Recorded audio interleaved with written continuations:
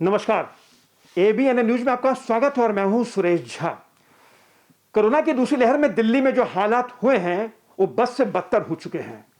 सड़क पर शमशान घाट खुल चुका है, यानी दिल्ली में अब कहीं पर भी इतना लाचारी हो चुकी दिल्ली सरकार की कि दिल्ली में सड़कों पर अब शव को फूंका जा रहा है।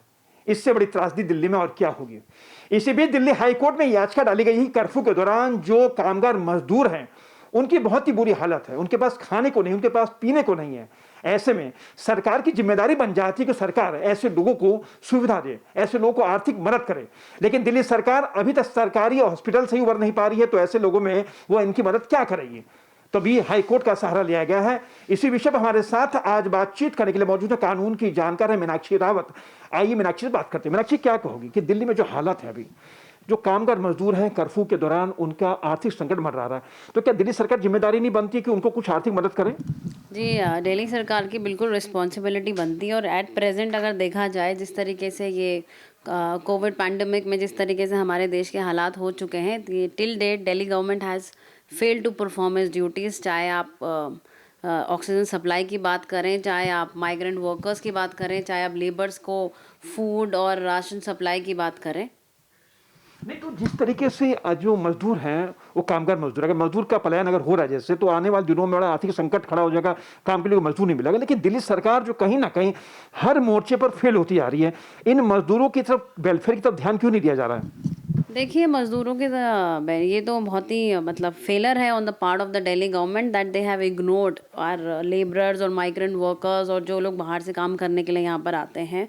और अभी एक एनजीओ ने एक पीआईएल फाइल करी है दिल्ली हाई कोर्ट में, जहाँ पर कि हाई कोर्ट ने खुद दिल्ली गवर्नमेंट से जवाब मांगा है बाय 13 मई, where in they have to reply कि वो क्या क्या फैसिलिटीज़ जो है माइग्रेंट वर्कर्स और लेबरर्स को प्रोवाइड करने वाले हैं।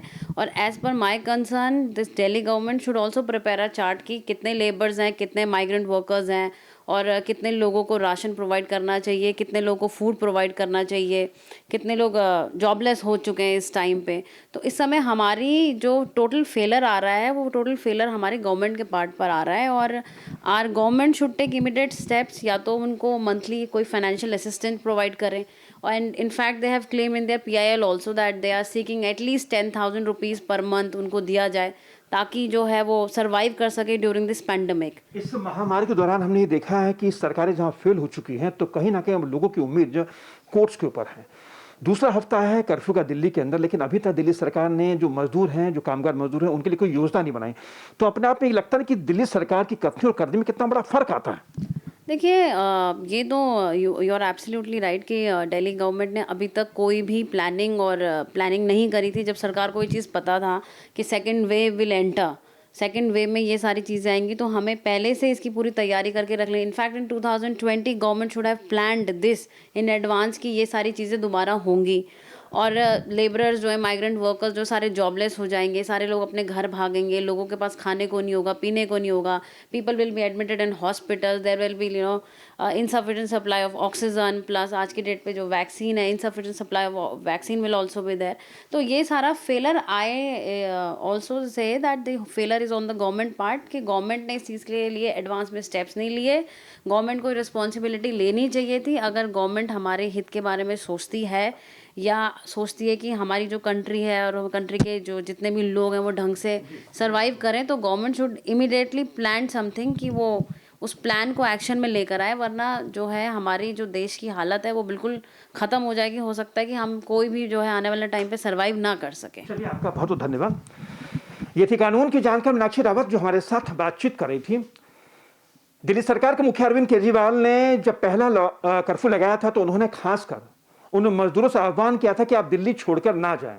मजदूरों ने उनकी बात मान भी ली थी, लेकिन आज मजदूरों की जो हालत है वो कहीं ना कहीं किसी से छिपी नहीं है। आज मजदूर खाने पीने के लिए तरस रहा है, लेकिन दिल्ली सरकार के पास इतना भी समय नहीं है, इतना भी उनका वो नहीं है कि वो जाके मजदूरों की तरफ ध्यान दे, जबकि उनको पता था कि दूसरी लहर आने वाली है। ऐसे में तमाम समस्या उनके सामने खड़ी होगी और उनका समाधान करने के लिए सरकार को तैयारी करनी चाहिए थी। लेकिन आज दिल्ली की जो हालत है, दिल्ली पूरी जो है शमशान में बदल चुकी है। कैमरा पर्सन राहुल के साथ सुरेश झा, एबीएन न्यूज, दिल्ली।